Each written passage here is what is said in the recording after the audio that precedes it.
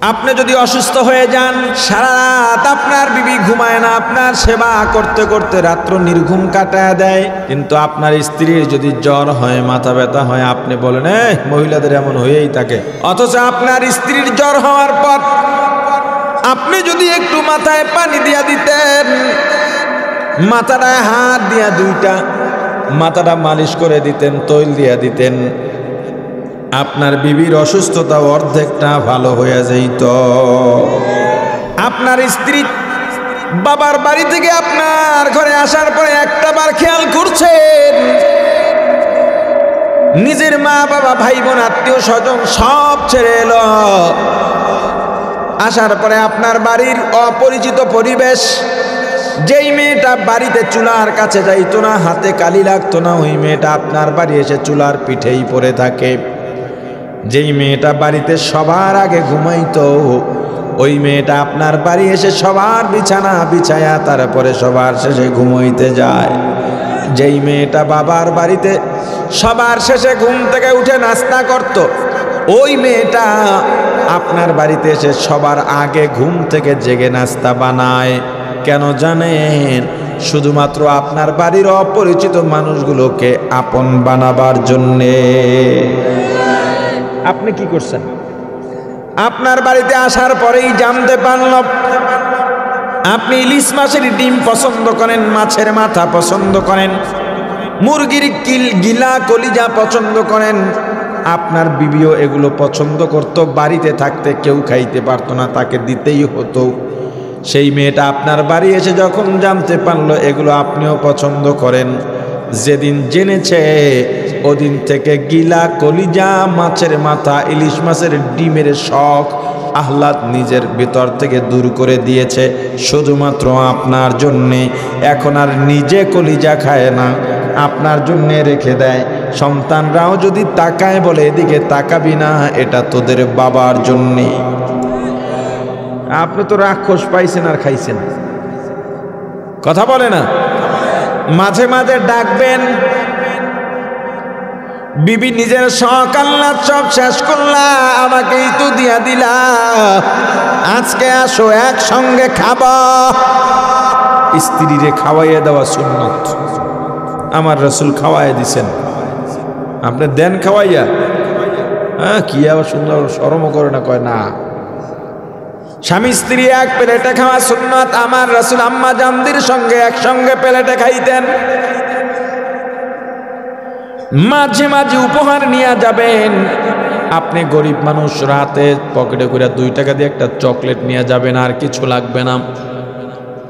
চকলেটটা নিয়ে বিছানায় গিয়ে বের করে দিয়ে বলবেন এটা আমার ভালোবাসার হাদিয়া।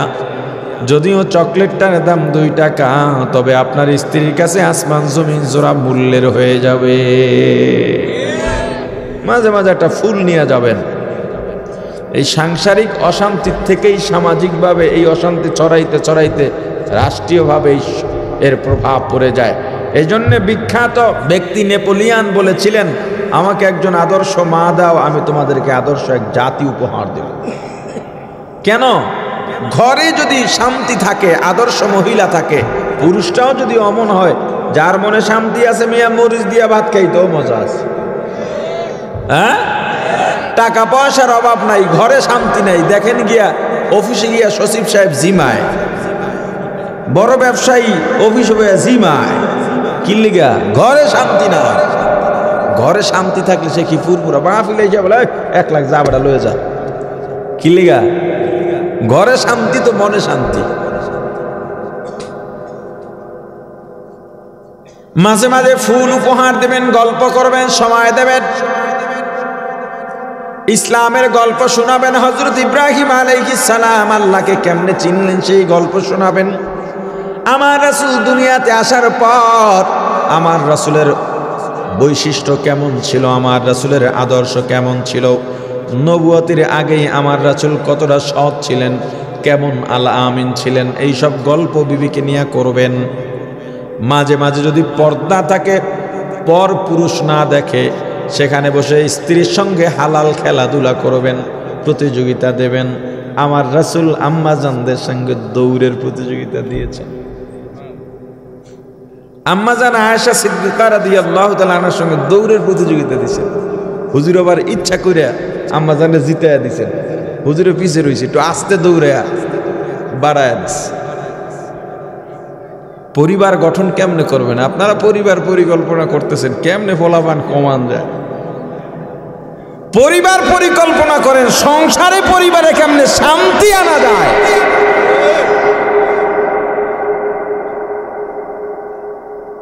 পরিবার পরিকল্পনা করেন কিভাবে পরিবারের দিন প্রতিষ্ঠা করা যায়।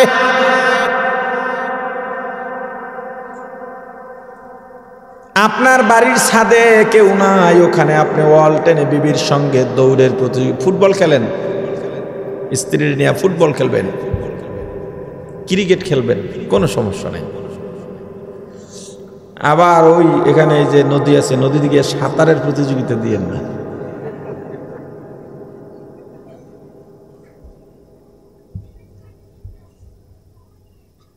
মাঝে মাঝে মাথার খোপা বেঁধে দেবেন, বিলি দিয়ে দেন, আমার রাসূল দিয়েছেন এগুলো। ঘর থেকে যখন বের হবেন স্ত্রীকে চুমু দিয়ে বের হবেন, এটা রাসূলের সুন্নত। কি যা যা কইছি মনে থাকবো? কি মনে থাকবো? চাচাকে মনে থাকবো?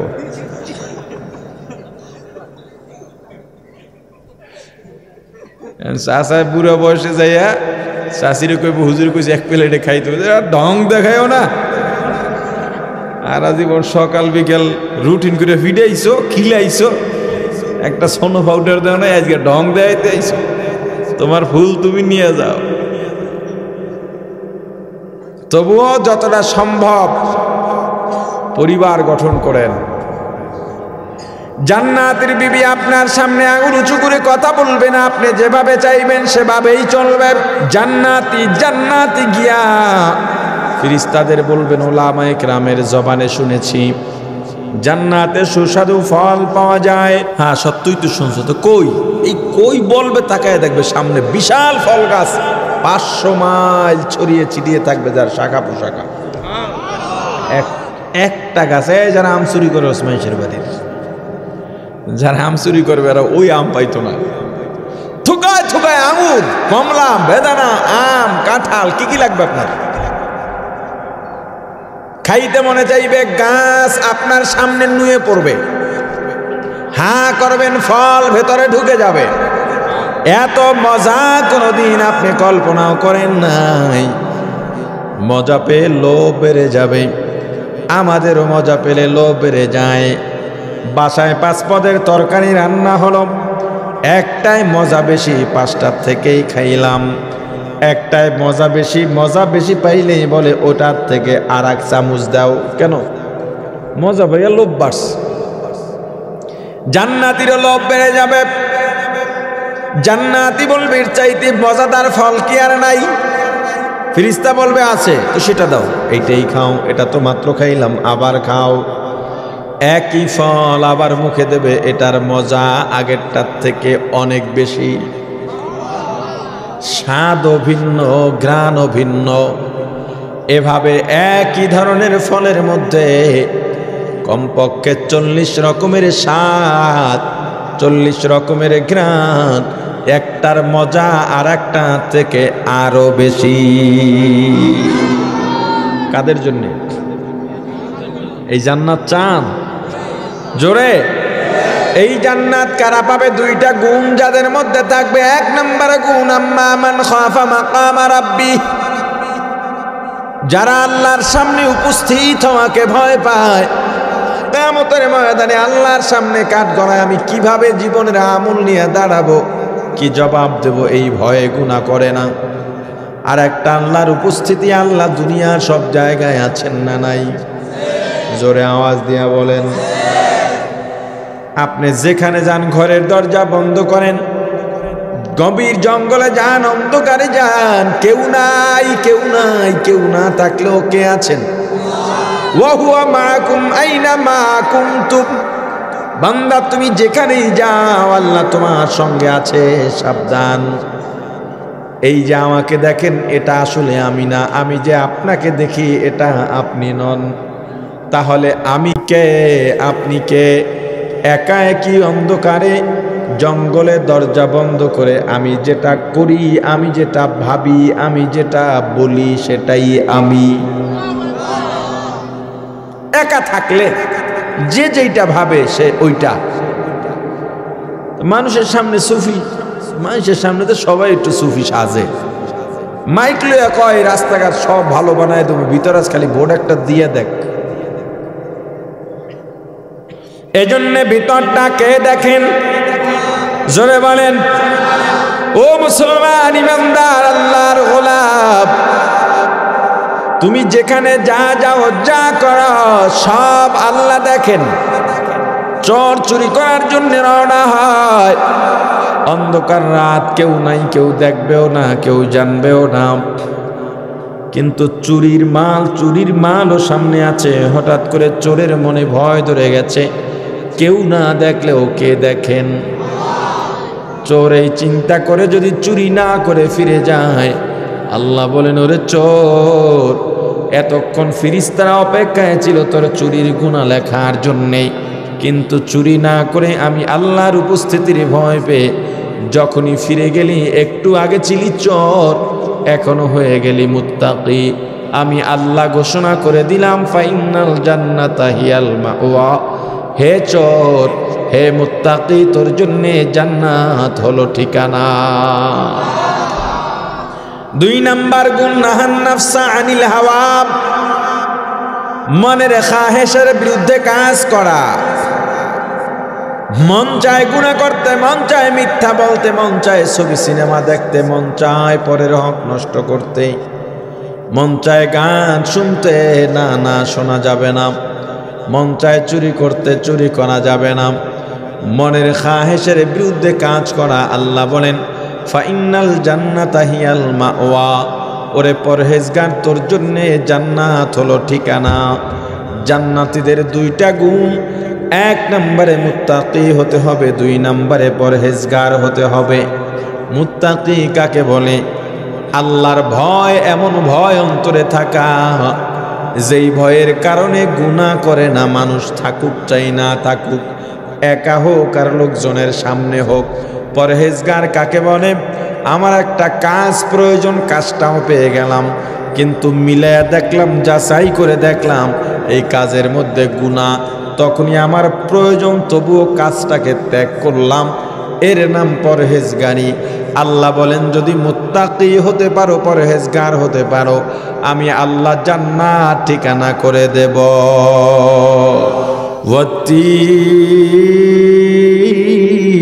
ওয়াত্তিন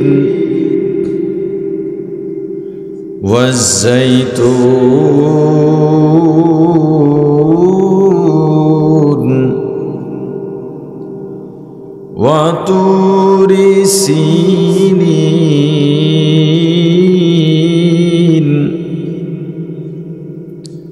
ওয়াহাদাল বালাদিল আমিন।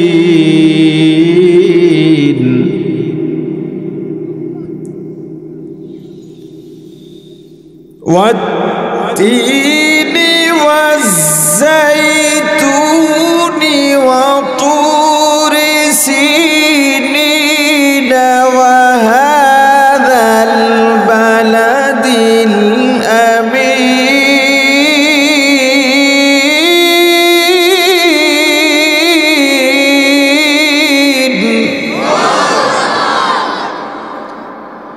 لقد خلقنا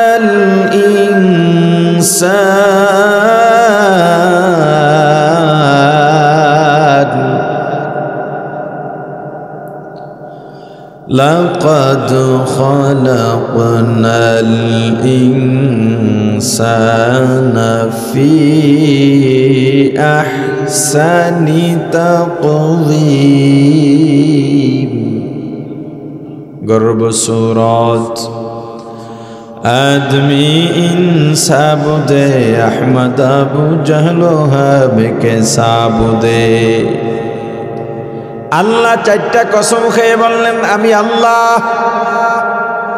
অবকাঠামোগত দিক থেকে সবচেয়ে মানুষকে সুন্দর করে বানিয়েছি।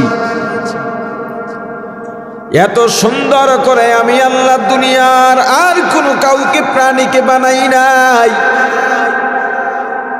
শুধু কি সুন্দর, ওয়ালাকাদ কাররামনা বানি আদম, মানুষকে, বনি আদমকে আমি আল্লাহ সম্মানী করেও পাঠাইছি। বাঘ মানুষকে ভয় পায়, সিংহ মানুষকে ভয় পায়, হাতি ছোট বাচ্চার কথায় ওঠা বসা করে। এটা মানুষকে ভয় পেয়ে নয়, শক্তির কারণে নয়, শুধুমাত্র সম্মানের কারণে। এত সুন্দর মানুষকে বানাবার পরেও আল্লাহ পরের আয়াতেই বলেন, সুম্মা রাদাদনাহু আসফালা সাফিলিন।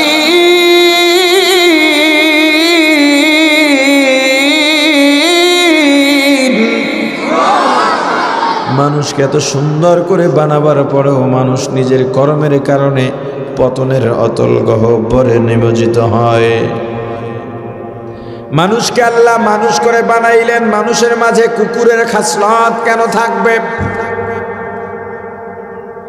এজন্যই তো বলা হয় মানুষের মতো দেখলেই মানুষকে মানুষ বলা যায় না, মানুষের মতো কথা বলতে পারলেই মানুষকে মানুষ বলা যায় না, মানুষের রক্ত শরীরের মধ্যে থাকলেই মানুষকে মানুষ বলা যায় না, মানুষের মতো দেখলেই যদি মানুষকে মানুষ বলা যাইত, নবীজির চেহারা আবু জাহেলের চেহারা দেখতে প্রায় একই রকম ছিল। নবীজি যেই বংশের থেকে দুনিয়াতে আসছেন, আবু জাহেলও সেই বংশের থেকে দুনিয়াতে আসছে। নবীজির শরীরের মধ্যে যেই বংশের রক্ত, আবু জাহেলের শরীরের মধ্যেও সেই একই বংশের রক্ত। নবী আর আবু জাহেলের সম্পর্ক ছিল চাচা ভাতিজা। নবীজি হলেন রাহমাতুল লিল আলামিন, সাইয়্যিদুল মুরসালিন, ইমামুল মুরসালিন, খাতামুন নবীন, শাফিউল মুজনিবিন। পক্ষান্তরে আবু জাহেল হলো চিরস্থায়ী জাহান্নামী। মানুষ দেখলেই সব মানুষ না। কুকুরের খাসলত, দুর্বল কুকুরকে দোষ পাইলে কামড়ায় না, বিনা দোষেও কামড়ায়।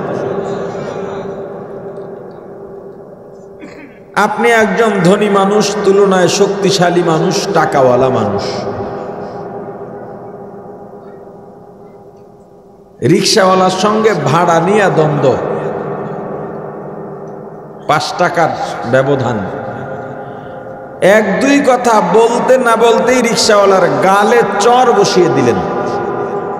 কেন বসালেন?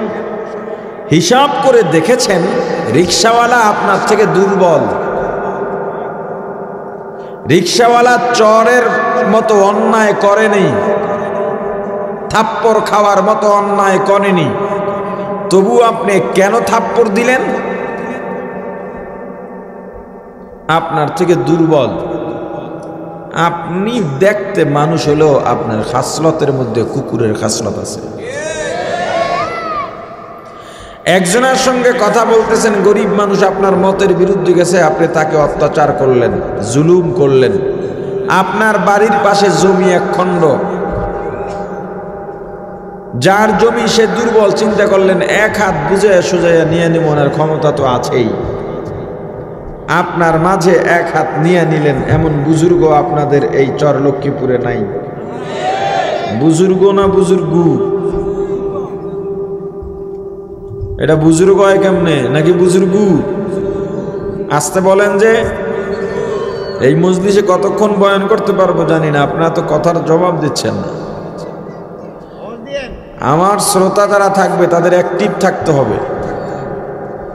এই মুরগি ঝিমানি মার্কা রোগা, করোনায় ধরে ধরে অবস্থা, এগুলো বাড়ি ঘুমাই না ভালো।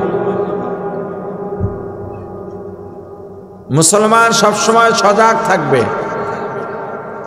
শত্রু আসতে পারে যে কোনো সময়, সঙ্গে সঙ্গে প্রতিহত করতে হবে। এজন্য মুসলমান জাগ্রত থাকবে, সজাগ থাকবে। গুতাইয়াও ভিতর থেকে আল্লাহ শব্দ বের করা যায় না। কি এক অবস্থা! একটু তাকবীর দেন তো, আল্লাহু আকবার বলেন জোরে। এই আওয়াজে হবে না, আরো দেখি কত আওয়াজ বের হতে পারে। জোরে বলেন আল্লাহু আকবার। একটু একটু হচ্ছে, আরো হতে হবে। আর একটু জোরে দেওয়া যাবে? দেন। এবার ঠিক আছে। মানুষ আছে যে কয়জন আওয়াজে বোঝা গেছে তার 3 গুণ, আর এটাই তো লাগবে। বদরে কয়জন ছিলেন? ওরা 1000। আবু জাহেল ছিল সবার থেকে লম্বা। আবু জাহেলের কাইত করে লাইছে আমগো 313 বাহিনীর সবচেয়ে বেশি 2টা।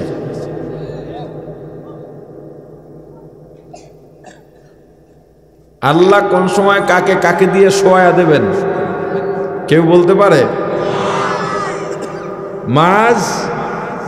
মুআজ ছোট 2 ভাই, আবু জাহেল রে কাজ করে লাইস। দাপট দেখাও, বড়ই দেখাও, কোনো লাভ নাই। নমরুদ মশা দিয়া কাইত, ওই মশা নাই, নাকের মধ্যে মশা ঢুকছে কারো 2-1টা মাঝে মাঝে। অবস্থাটাও কি দেখছে? মশা ঢোয়ে কোন সময় নাকের উপরে মাছি পড়লেই তো অবস্থা খারাপ। আপনারা হাত বান্ধা এবার যদি নাকের মধ্যে একটা আপনার রশি শুধু লাগানো হয়, টানবে, কেমন লাগবে? ওটা খুন করে এলা তো, এটা করিস না। এক লোক প্রতিদিন সকালে উল্টা মারে, সকালে উঠেই তার কাম হইল আয়না ধরে উল্টা মারা। বুঝেন না? কি বুঝছেন? এরকম সবের কাম করা মানুষ নাই, প্রতিদিন সকালে মারে। নাকের মধ্যে মাছি পড়ছে, হ্যাঁ তো দাড়ি কামাইতেছে।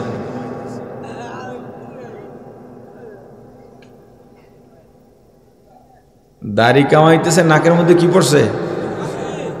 তাড়াতাড়ি মাছি খেদাইতে গিয়ে বেলের দিয়ে নাক শেষ। আল্লাহ বলেন তুই হুদা দাড়ি কাটবি কে? নাকটাও কাটে তোরে গোসা বানাই দি।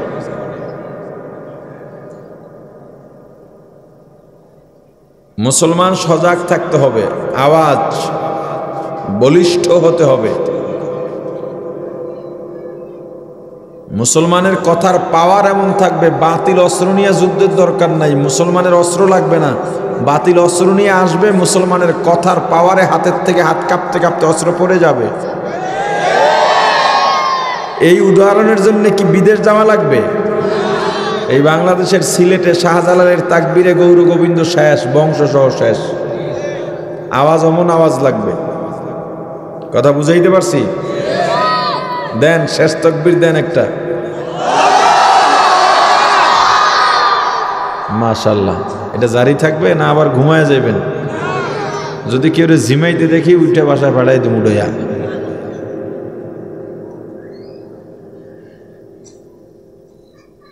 এই কুকুরের খাসলতওয়ালা মানুষ আমাদের সমাজে আছে। কুকুরের যত খাসলত এগুলো মানুষের মধ্যে থাকা উচিত না পরিত্যাগ করা উচিত? কিয়ামতের ময়দানে কুকুর উঠে আল্লাহর কাছে নালিশ দেবে, আল্লাহ আমার কোনো দোষ ছিল না, অন্যায় ছিল না, আমারে শক্তিশালী কুকুরে কামড়াইছে। আল্লাহ বলবেন কয়টা কামড় দিছিল? 2টা কামড় দিছিল। ঠিক আছে, তুই শক্তিশালী হইয়া যা। আর দুনিয়ার শক্তিশালীটাকে দুর্বল বানায় দেবেন। এবার আল্লাহ বলবেন যা, তুইও 2টা কামড় দিয়া। প্রতিশোধ হয়ে গেল। এবার আল্লাহ বলবেন মাটি হয়ে যাও। গরু একটা আরেকটার বিরুদ্ধে নালিশ দেবে, আল্লাহ আমারে গুতাইছিল, তুইও গুতা দে। মাছ ছোটটায় নালিশ দেবে, আল্লাহ আমার থাবা দিয়া লেঞ্জা খাইয়া লাইছে, আমি সাঁতরাইতে পারি না, পরে আর অনেক কষ্ট হয়েছে, তুই এবার ওরে কামড়া দিয়ে লেঞ্জা নিয়ে নে।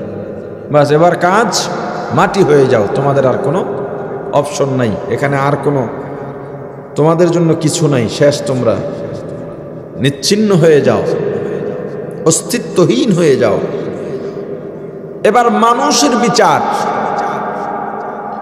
বলবেন, মানুষের জন্য তো আদালত আছে, কোর্ট আছে, আইন আছে, মানুষের বিচারের জন্য আবার পরকাল কেন লাগবে?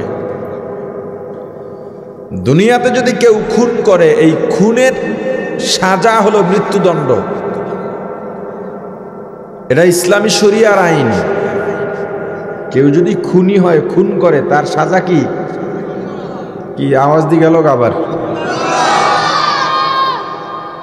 বাংলাদেশের আইনেও খুনির মৃত্যুদণ্ড।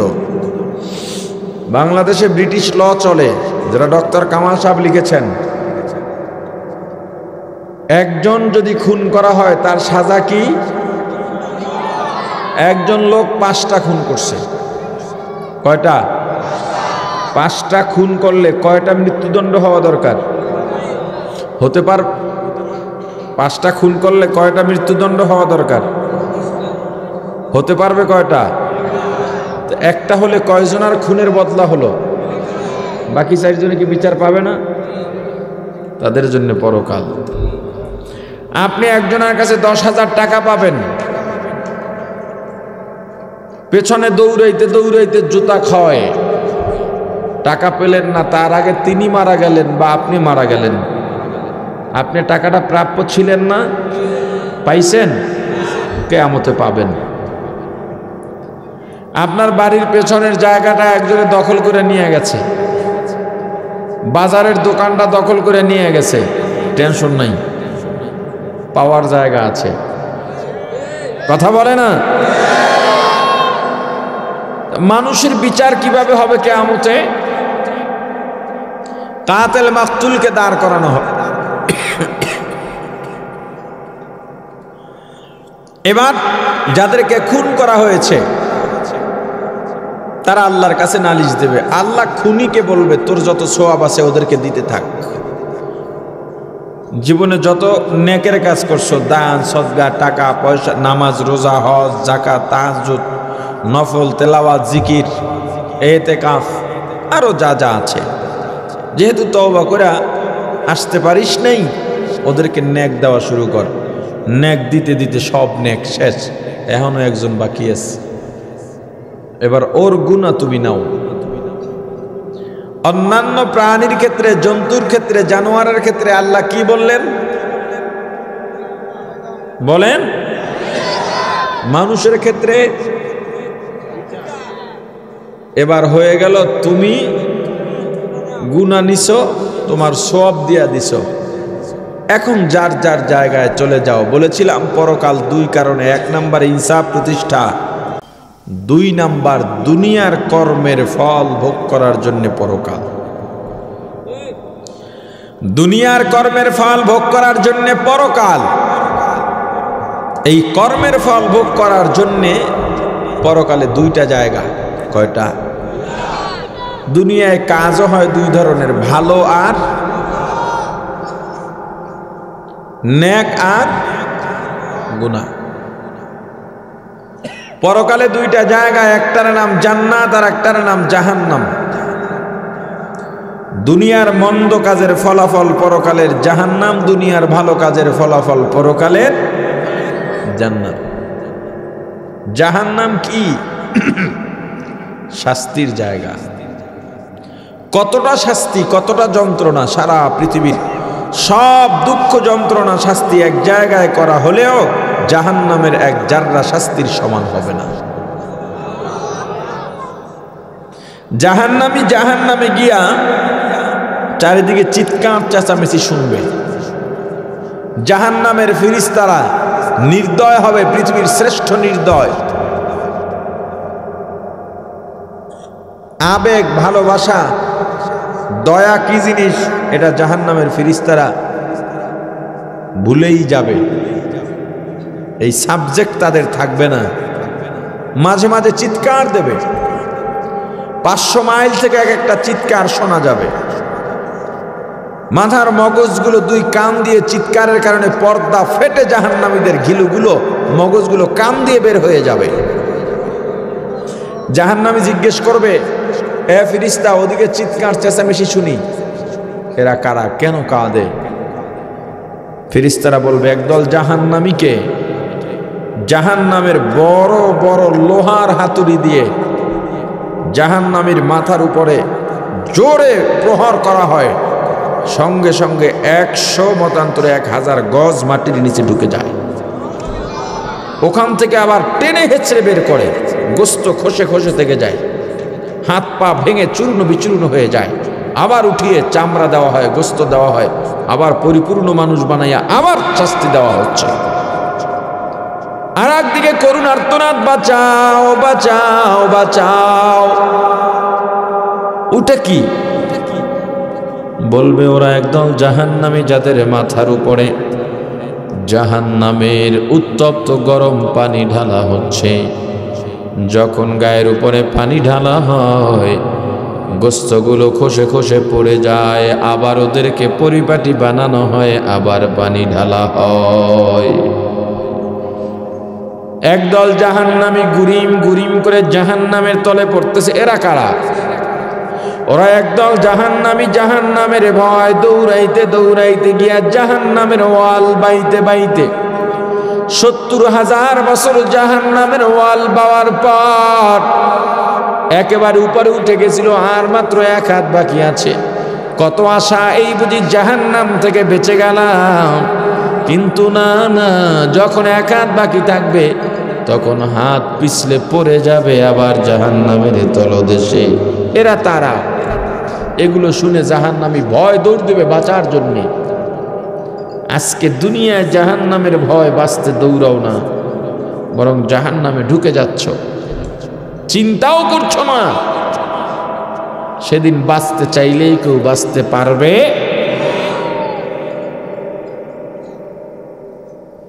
জাহান্নামী দৌড় দিবে, পেছন থেকে আর একজন পিঠে থাবা দিবে, কই যাস, আমারে নিয়ে যা। ওই যে থাবা দেবে, জাহান্নামের হাতের নখ ওর পিঠের মধ্যে ঢুকে যাবে। এইটা আর একজনে ধরবে। এভাবে একটার পিঠে একটা ধরতে ধরতে নখগুলো ঢুকে ঢুকে বৃষ্টির দিনে দেখবেন পানির মধ্যে পিঁপড়া একটা একটাকে কামড়ায় ধরতে ধরতে গোল হয়ে যায়, অনেকগুলো পিঁপড়ো পানির মধ্যে ঘুরে। এরকম জাহান্নামীরাও ফুটবলের মতো গোল হয়ে জাহান্নামের আগুনের লেলিহানের সঙ্গে উপরে গড়বে আর পড়বে, গড়বে আর পড়বে। আবার ওখান থেকে ছিটকে এক একটা এক এক দিকে পড়ে যাবে। ওই একটার থেকে আরেকটা ছোটার সময় নখের সাথে পিঠের গোস্ত খাবলা খাবলা চলে যাবে। এটা কি? এটা কি বলেন? জাহান্নামে যাওয়ার মনে হয় খুব শখ আছে, জোরে বলেন। দুনিয়ার কর্মের ফল ভোগ করার জন্য পরকালে জায়গা কয়টা? একটার নাম আর একটার নাম জাহান্নাম। সংক্ষেপে বললাম। এবার জান্নাত নিয়ে কিছু আলোচনা করতে চাই। জান্নাত হলো শান্তির বালাখানা।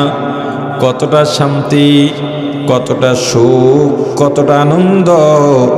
সারা দুনিয়ার সব সুখ শান্তি যদি এক জায়গায় করা হয়, জান্নাতের এক জাররা শান্তির সমান হবে না। যেই ব্যক্তি জান্নাত পাবে তার জান্নাতের আয়তন কত হবে? সবচেয়ে ছোট জান্নাত যিনি পাবেন, ওই জান্নাতের আয়তন হবে দুনিয়ার 10টার সমান। হে জমির দখলবাজরা, জবর দখল যারা করো, দোকানপাট দখল করো, ক্ষমতা টাকার বড়াই দেখাইয়া, বংশ প্রতিপত্তির বড়াই দেখাইয়া, দাপট দেখাইয়া অন্যের সম্পদ দখল করো, অন্যের প্রাপ্য কেড়ে নাও। শোনো, তুমি কোন জাহান্নামে যাইবা? সংক্ষিপ্ত জাহান্নামের কথা বললাম। আর যাদের তুমি কেড়ে নিচ্ছ, তোমার নিজের আমল দিয়া তুমি তাকে জান্নাতে পাঠায় দিতেছ, নিজেও জানো না। সবচেয়ে ছোট জান্নাত যে পাবে, এর আয়তন হবে এই দুনিয়ার 10টার সমান।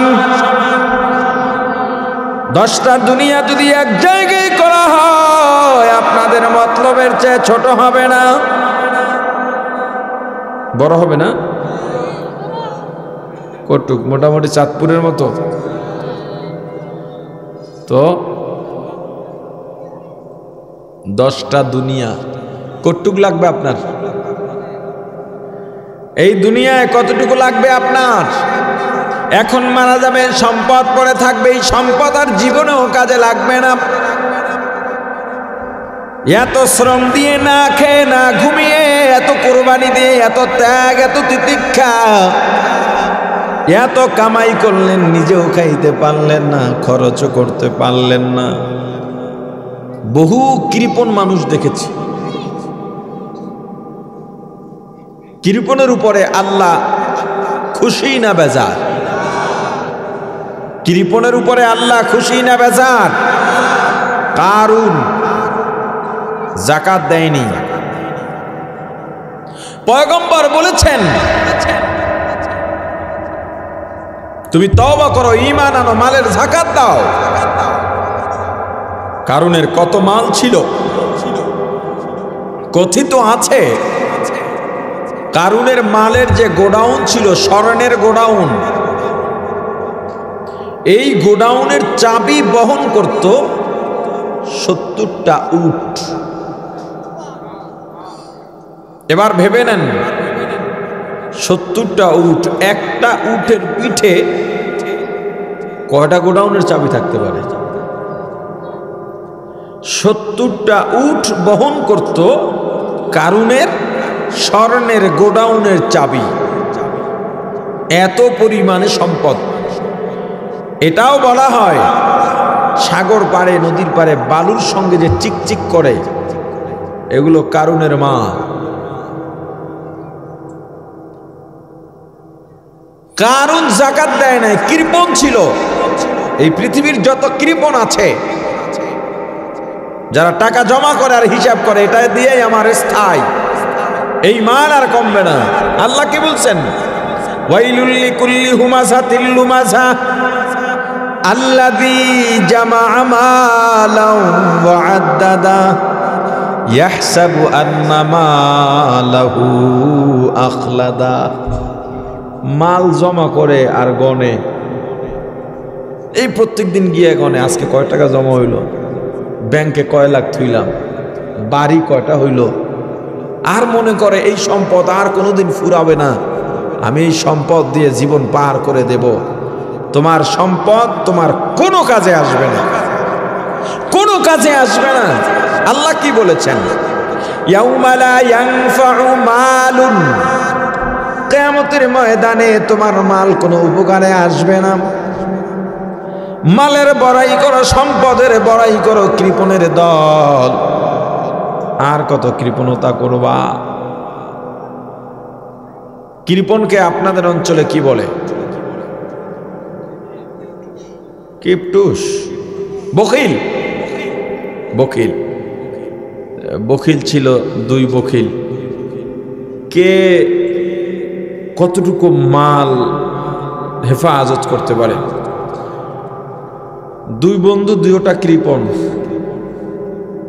এক বন্ধু আর এক বন্ধুরে জিজ্ঞেস করতেছে, তোর দিনকাল কেমন চলে?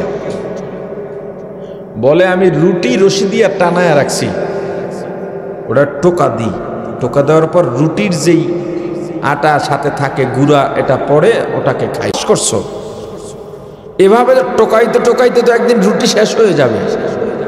তুমি কি করো? বলে, আমি রুটির টানায় রাখি, যে ছায়া পরে ওই ছায়া চাটি।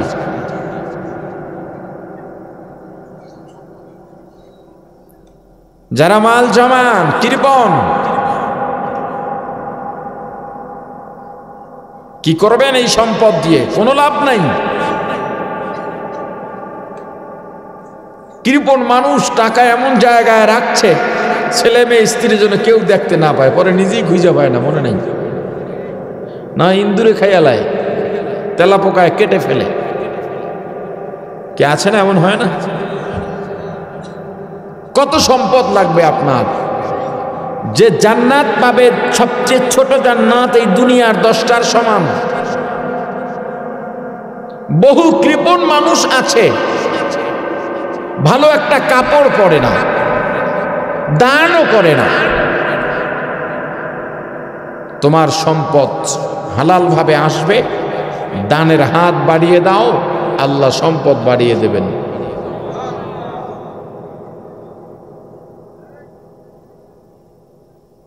সবচেয়ে ছোট জান্নাত যিনি পাবেন এই দুনিয়ার 10টার সমান। জান্নাতীরা হাউজে কাউসার পাবে। হাউজে কাউসার কি? হযরত আনাস রাদিয়াল্লাহু তাআলা আনহু বর্ণনা করেন, আমরা নবীজির সামনে বসা ছিলাম, নবীজি কাত হয়ে শোয়া ছিলেন, চক্ষু বন্ধ ছিল, তবে নবীজি ঘুমান নাই, নবীজি কি যেন ধ্যান করতেছিলেন সেটা আমরা বুঝতে পেরেছিলাম। আমরাও চুপচাপ। কিছুক্ষণ পরে নবীজি উঠে বসলেন এবং মুস্কি হাসলেন। আমাদের জিজ্ঞেস করলেন, সাহাবায়ে কেরাম আমি কেন হেসেছি তোমরা জানো? সাহাবায়ে কেরাম মুআদ্দাবানা জবাব দিলেন, আল্লাহ ও আল্লাহর রাসূলই ভালো জানেন। নবীজি বললেন, একটা সুসংবাদ আছে। কি আছে? জিজ্ঞেস করি, জবাব দেয় না।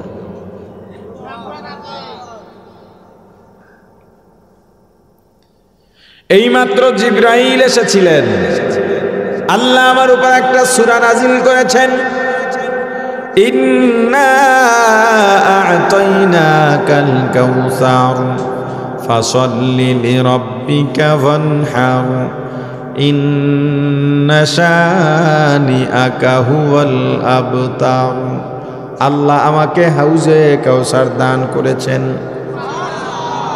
হে সাহাবায়ে কেরাম তোমরা জানো হাউজে কাউসার কি? সাহাবায়ে কেরাম আবার মুআদ্দাবানা জবাব দিলেন, আল্লাহ ও আল্লাহর রাসূলই ভালো জানেন। নবীজি বললেন, হাউজে কাউসার একটা জান্নাতের নহর। এটা মতলব চাঁদপুর কুমিল্লার ড্রেন নয়, ময়লাযুক্ত ড্রেন নয়। জান্নাতের যেই নহর হাউজে কাউসার, একটা ধুলাবালুও থাকবে না, ময়লা কণাও থাকবে না। নিচ থেকে দুই ধার হীরা জহরত মণিমুক্তর পাথর দিয়ে বাধাই করা নহর। এর মধ্যে এত স্বচ্ছ পানীয় বা শরবত থাকবে, দুধের চাইতেও সাদা, মধুর চাইতেও মজাদার মিষ্টি। একবার যে পান করবে 40 বছর মতান্তরে সারা জীবনেও আর পানির পিপাসা লাগবে না। এটা কাদের জন্য বলেন বলেন? জান্নাতীরা জান্নাতে হুর ও গলমান, হুর পাবে, খাদেম পাবে, মহিলারা স্বামী পাবে, পুরুষরা স্ত্রী পাবে। দুনিয়ার কোনো স্বামী স্ত্রী যদি এক জান্নাতি হয়ে যায়, পরকালেও জান্নাতে স্বামী স্ত্রী একসঙ্গে থাকবেন। সেক্ষেত্রে স্ত্রীরা স্বামী অন্যান্য হুরদের সর্দার হবে। এখন মহিলারা বলে, হুজুর কিসের সর্দার? যাইয়া লই একবার, কেউ ভিড়তে দিমু পাশে? কথা বলে না।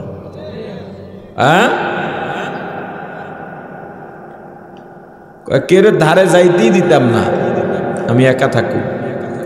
আসলে জান্নাতে এই মানসিকতাই থাকবে না। জান্নাতের মানসিকতা হবে অন্যরকম। জান্নাতের বিবি যারা হবে তারা কত সুন্দরী হবে। জান্নাতের হুর বা স্ত্রী যদি প্রথম আসমানে এসে দুনিয়ার মধ্যে একটা হাসি দেয়, এদের হাসির ঝলক এত উজ্জ্বল হবে, সূর্য চন্দ্রের আলো তাদের ঝলকের সামনে ম্লান হয়ে যাবে। একবার যদি নিঃশ্বাস ছাড়ে এত সুঘ্রাণ, সারা দুনিয়ার মিস্ক আম্বার পারফিউম তাদের নিঃশ্বাসের সুঘ্রাণের সামনে তুচ্ছ হয়ে যাবে। জান্নাতের বিবিরা আপনার সামনে চোখ রাঙিয়ে কথা বলবে না, মাথা উঁচু করে কথা বলবে না, ধমক দিয়ে কথা বলবে না। তোমার ঘরে 40 বছর কাটাইলাম, জীবনে কিছুই পাইলাম না, আমি দেখে আসি, অন্য কেউ হইলে এতদিন টিকত না। ঠিকের আওয়াজ যে বড়, ব্যাপারটা কি? পর্দালের মা, স্বামীর সঙ্গে যদি একটা দিনও তুমি কাটাও, একদিন পরেও যদি বলো আমি কিছুই পাইলাম না, তুমি বড় অকৃতজ্ঞ, তোমার উপরে আল্লাহ নারাজ হয়ে যাবেন। কোন সন্তান যদি বলে মা বাবার থেকে কিছুই পেলাম না, আল্লাহ নারাজ হয়ে যাবেন। কোন ছাত্র যদি বলে শিক্ষক থেকে কিছুই পেলাম না, আল্লাহ বড় নারাজ হয়ে যাবেন। কিছু না পাইলে 40 বছর কেমনে কাটাইল? কথা বলে না। কিন্তু মহিলারা, ঘরের স্ত্রীরা যে এই কথাটা বলে, বলার কারণ কি? আপনি খুব ভালো এজন্য বলে, কথা বলে না। আয়েশা বলে, হুজুর একটু স্বামীর খেদমত নিয়ে ওয়াজ করেন। স্বামীর খেদমত নিয়ে তো দুনিয়ার সবাই ওয়াজ করে, বউয়ের খেদমত নিয়ে তো ওয়াজ হইল না। বউয়ের খেদমতের ওয়াজের দরকার আছে না নাই? জোরে বলেন। জামাত কয়টায় হয়?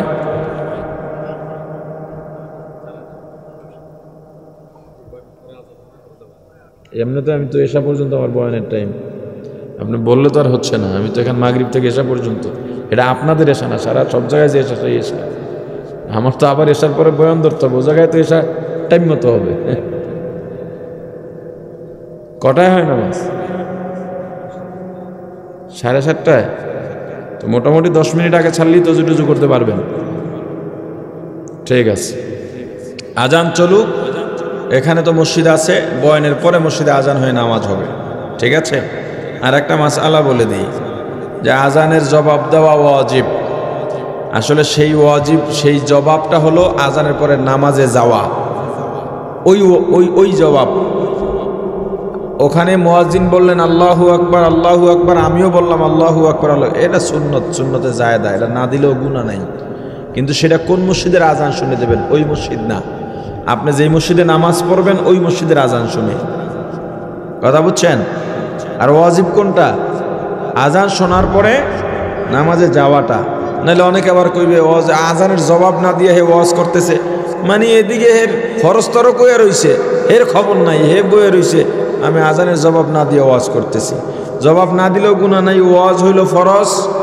আমার জন্য করা ফরজে কেফায়া, আপনাদের জন্য শোনা ফরজে আইন।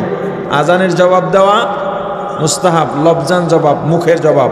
আর কাজের জবাব ওয়াজিব, মানে জামাতে যাওয়া, নামাজে যাওয়া। কথা বুঝে আসছে? তো স্ত্রীর খেদমত কেমনে করবেন একটু কথা বলে দিই। স্ত্রীর খেদমত, আপনি যদি অসুস্থ হয়ে যান, সারা রাত আপনার বিবি ঘুমায় না, আপনার সেবা করতে করতে রাত্র নির্ঘুম কাটায় দেয়। কিন্তু আপনার স্ত্রীর যদি জ্বর হয়, মাথা ব্যথা হয়, আপনি বলেন মহিলাদের এমন হয়েই থাকে, রান্না বাড়া করে ক্ষুধা লাগছে, কথা বলে না। অথচ আপনার স্ত্রীর জ্বর হওয়ার পর আপনি যদি একটু মাথায় পানি দিয়া দিতেন, মাথাটায় হাত দিয়া দুইটা মাথাটা মালিশ করে দিতেন, তৈল দিয়া দিতেন, আপনার বিবির অসুস্থতা অর্ধেকটা ভালো হয়ে যাইত। দিছেন কোনদিন?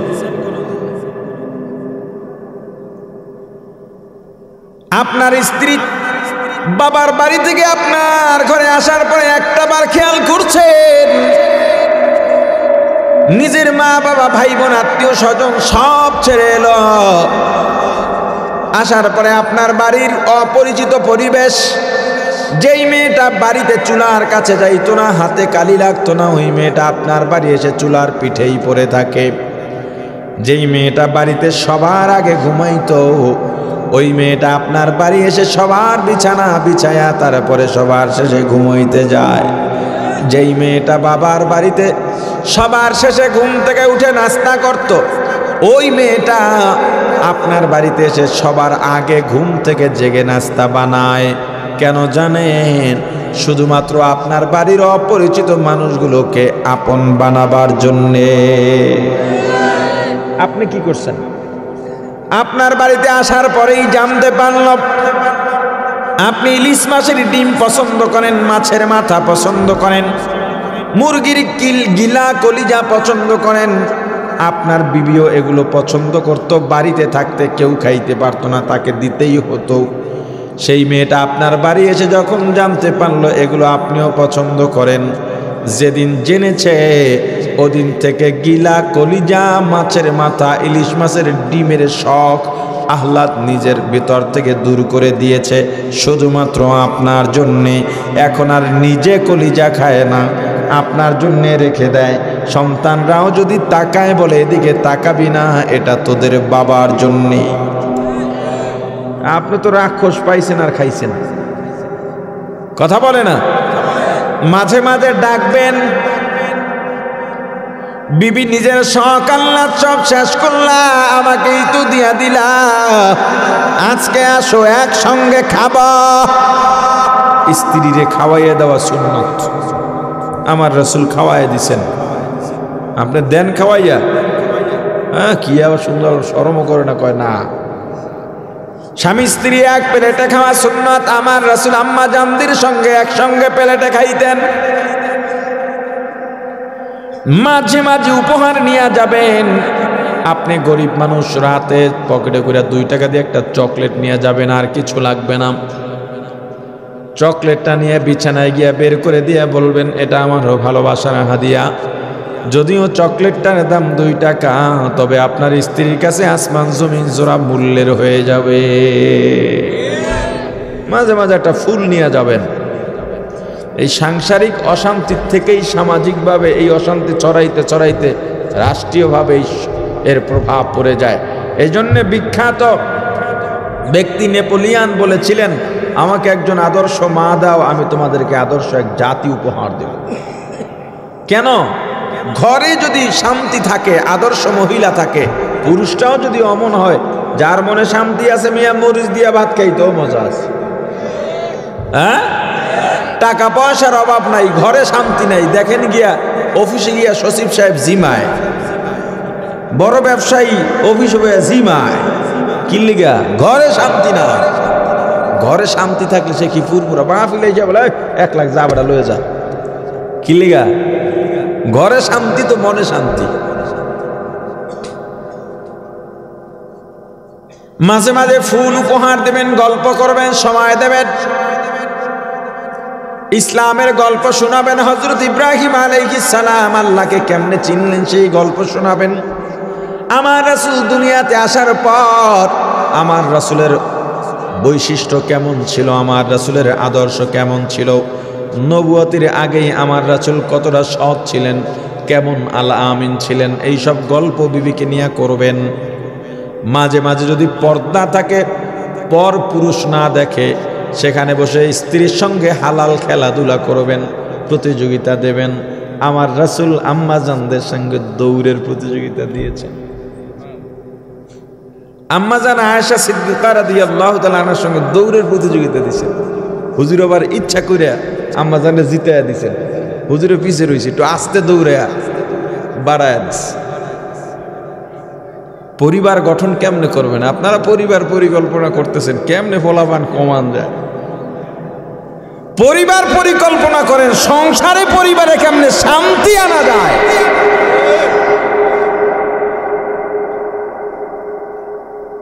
পরিবার পরিকল্পনা করেন কিভাবে পরিবারের দিন প্রতিষ্ঠা করা যায়।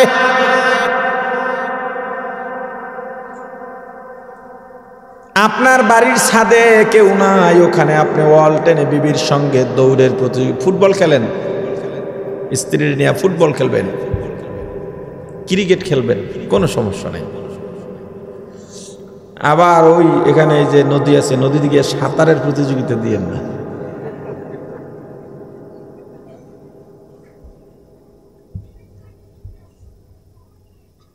মাঝে মাঝে মাথার খোপা বেঁধে দেবেন, বিলি দিয়ে দেন, আমার রাসূল দিয়েছেন এগুলো। ঘর থেকে যখন বের হবেন স্ত্রীকে চুমু দিয়ে বের হবেন, এটা রাসূলের সুন্নত। কি যা যা কইছি মনে থাকবো? কি মনে থাকবো? চাচাকে মনে থাকবো?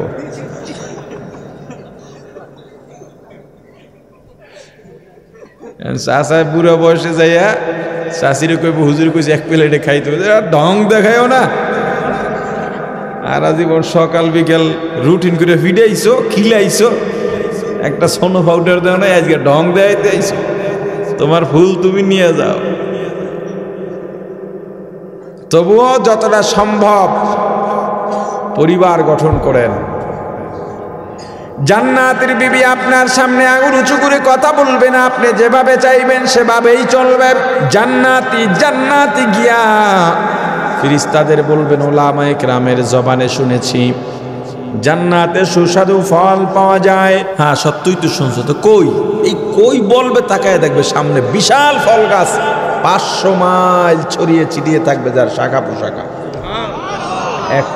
একটা গাছে যারা আম চুরি করে ওসমাইশের বাড়ির, যারা আম চুরি করবে এরা ওই আম পাইতো না।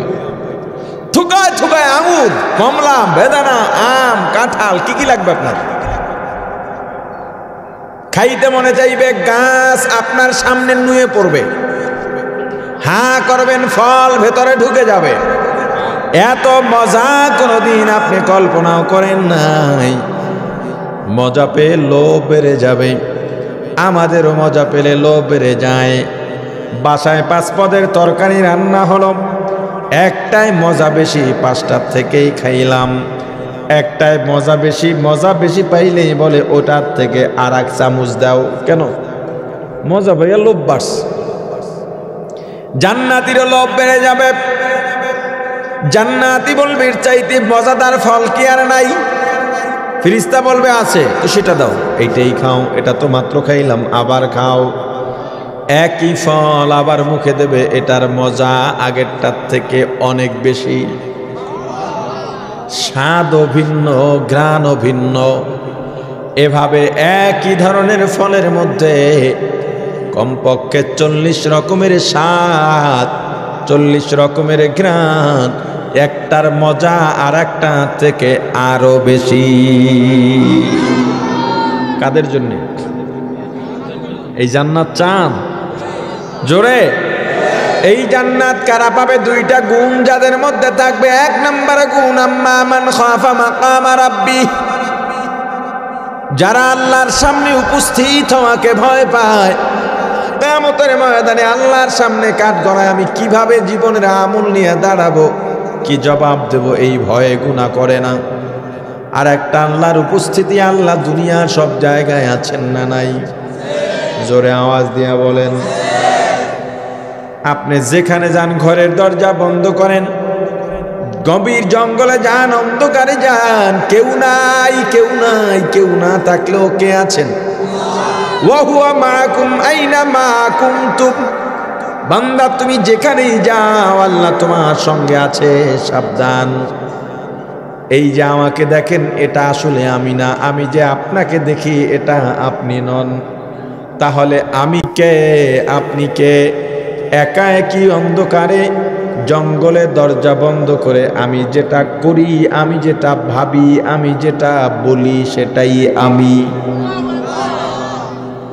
একা থাকলে যে যেটা ভাবে সে ওইটা। মানুষের সামনে সুফি, মানুষের সামনে তো সবাই একটু সুফি সাজে। মাইক লইয়া কয় রাস্তাঘাট সব ভালো বানায় দেবো, ভিতরে খালি বোর্ড একটা দিয়ে দেখ। এজন্য ভিতরটা কে দেখেন? জোরে বলেন। ও মুসলমান ইমানদার, আল্লাহর গোলাম, তুমি যেখানে যা যাও, যা করো, সব আল্লাহ দেখেন। চোর চুরি করার জন্য রওনা হয়, অন্ধকার রাত, কেউ নাই, কেউ দেখবেও না, কেউ জানবেও না। কিন্তু চুরির মালও সামনে আছে। হঠাৎ করে চোরের মনে ভয় ধরে গেছে, কেউ না দেখলেও কে দেখেন? চোর এই চিন্তা করে যদি চুরি না করে ফিরে যায়, আল্লাহ বলেন, ওরে চোর, এতক্ষণ ফেরেশতারা অপেক্ষায় ছিল তোর চুরির গুনাহ লেখার জন্যে, কিন্তু চুরি না করে আমি আল্লাহর উপস্থিতির ভয় পেয়ে যখনই ফিরে গেলি, একটু আগে ছিলি চোর, এখনো হয়ে গেলি মুত্তাকি। আমি আল্লাহ ঘোষণা করে দিলাম, ফাইনাল জান্নাতা হিয়াল মাওয়া। হে চোর, হে মুত্তাকি, তোর জন্যে জান্নাত হলো ঠিকানা। 2 নাম্বার গুণ, নাহান নাফসা আনিল হাওয়া, মনের খাহেশের বিরুদ্ধে কাজ করা। মন চায় গুনাহ করতে, মন চায় মিথ্যা বলতে, মন চায় ছবি সিনেমা দেখতে, মন চায় পরের হক নষ্ট করতে, মন চায় গান শুনতে, না না শোনা যাবে না। মন চায় চুরি করতে, চুরি করা যাবে না। মনের খাহেশের বিরুদ্ধে কাজ করা। আল্লাহ বলেন, ফাইনাল জান্নাতা হিয়াল মাওয়া। ওরে পরহেজগার, তোর জন্যে জান্নাত হলো ঠিকানা। জান্নাতীদের 2টা গুণ, 1 নম্বরে মুত্তাকি হতে হবে, 2 নম্বরে পরহেজগার হতে হবে। মুত্তাকি কাকে বলে? আল্লাহর ভয় এমন ভয় অন্তরে থাকা, যেই ভয়ের কারণে গুনাহ করে না মানুষ, থাকুক চাই না থাকুক, একা হোক আর লোকজনের সামনে হোক। পরহেজগার কাকে বলে?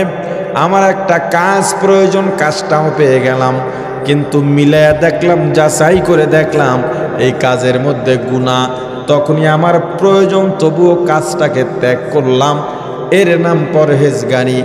আল্লাহ বলেন যদি মুত্তাকি হতে পারো, পরহেজগার হতে পারো, আমি আল্লাহ জান্নাত ঠিকানা করে দেব।